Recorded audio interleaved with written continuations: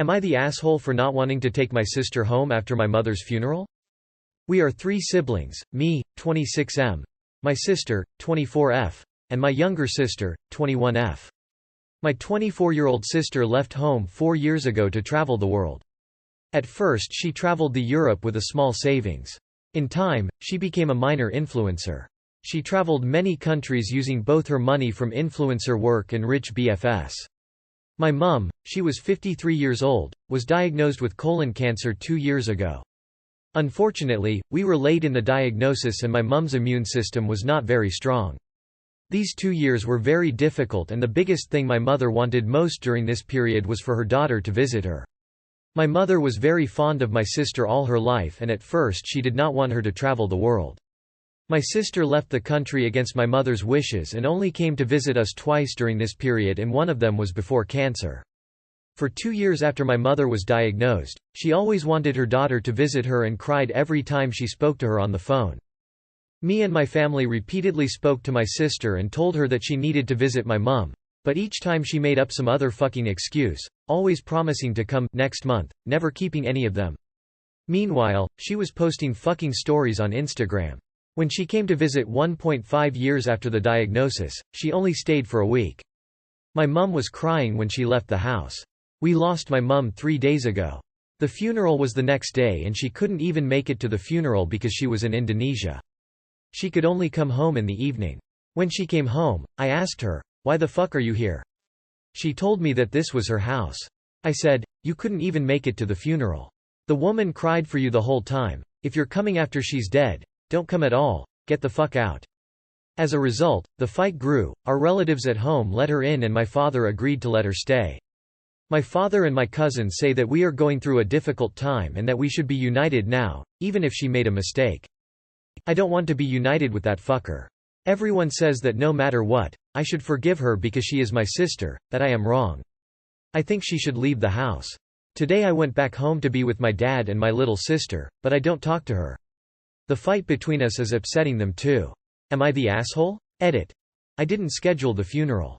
Mum and dad believed that funerals should take place without delay. My mum did the same when she lost her brother. And #X200B. Edit 2. I don't know why everyone thinks I am angry with her only because she didn't teleport to the funeral. Maybe I didn't express myself well. IDK.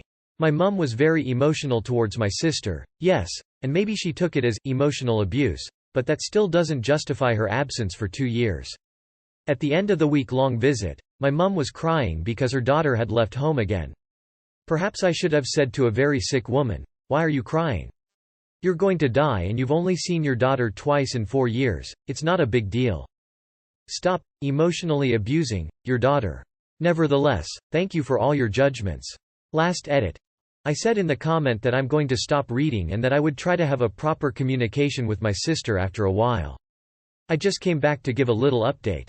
I spoke to my little sister and it seems my abused sister is going away again on the 13th because she has friends to see. I think my mother somehow found a way to abuse her from under the ground, so she need to go, but of course it's her life, her decisions. I think she's going to grieve the loss of our mum by candy flipping with her friends. Lol. You can give me another asshole if you want. I don't think it's okay not to be there for your family after your mum dies. So I've made the decision to never really see her again. She can do whatever she wants, I don't give a fuck. I will also go to therapy, I am so exhausted from all this. Thank you for all less than 3. Not the asshole, you are grieving and your feelings are valid. Is it your father's house? In this case, you should respect his decision and ignore her. Info. So what happened between your mom and sister? Mom didn't want her to leave and your sister left against your mother's wishes? Either your sister is callous or your mom was controlling. You might not like it, but likely your sister had a different and maybe difficult relationship with your mom. Grief is highly individualistic and she may be grieving in her own way. You don't have to talk to her, but realize that you might not know everything about their relationship and why she chose to stay away from your mother. Browski. Indonesia to US is a 2-day trip, just the flight time is over 24 hours. There's only a few departures a day, only one for some routes. There was no physical way to make that funeral, for any amount of dollars. Did not want her to travel the world. Left the country against her wishes. Less than there's the reason and the answer. But you already know that. Just how badly did your mother struggle and try to hold your sister back? First, it's she never visits. Then it's she only stayed for a week. There was nothing she could have done to make you happy short of moving back, and that wouldn't have been fair to her. Time isn't promised to anyone, and her income depends on travel. You need to check yourself. Am I the asshole for calling the cops on a toddler? My husband and I live in a detached home in a densely populated city. Although the homes are detached, they are very close together, less than a foot apart, walk-up style homes. Our bedroom is in the back of the house and has a balcony overlooking our small yard. Because of the proximity of the houses, our balcony is right next to our neighbor's similar balcony and is also overlooking their small yard. We've lived here for about 3 years and have never had noise issues with neighbors, because everyone is sensitive to the proximity of the houses. This includes a bunch of college-age guys who used to live in the house prior to the current renters, who would often have bonfires and listen to music but were always respectful of sleeping hours. A young family with a kid who's about 2 years old moved in a few months ago. We met the parents and they seemed really nice. As soon as they moved in though, they started taking their screaming toddler outside to play every morning as soon as he wakes. Since then, we have been woken up every singe morning, including weekends, between 6:30–7:30 a.m. to a screaming toddler right outside our bedroom door.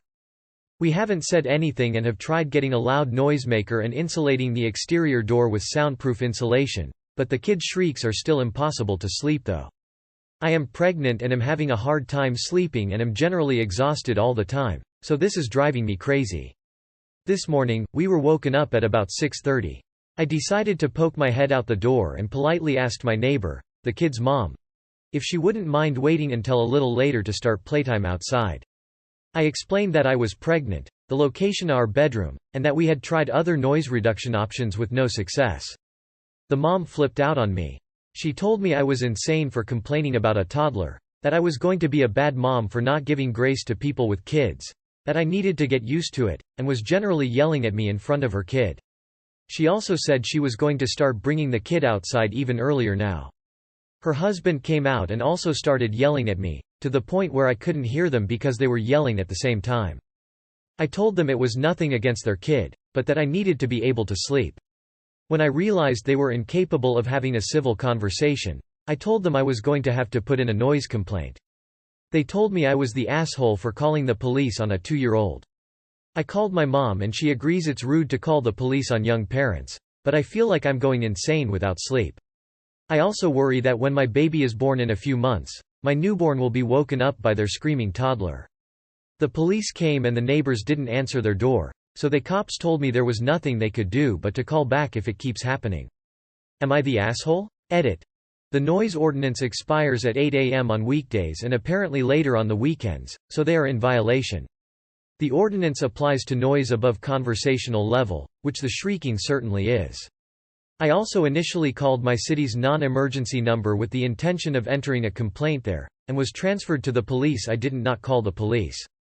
Not the asshole. What is the noise ordinance in your area? 6:30 a.m. is far too early for a toddler to be out back screaming. If they are renters, you can also contact the landlord. Just a little peace of mind for you. Coming from a mom of 2 in a very noisy and dense neighborhood, your baby will be used to whatever is normal in their environment. We have dogs barking all day, fireworks, parties, loud vehicles at all hours, neighbors fighting in the street literally outside the baby's window.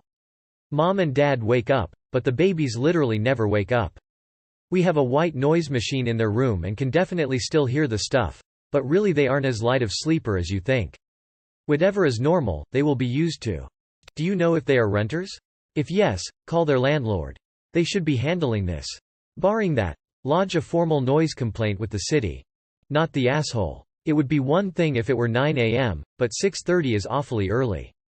And you tried to be nice and polite, whereas they flipped out immediately.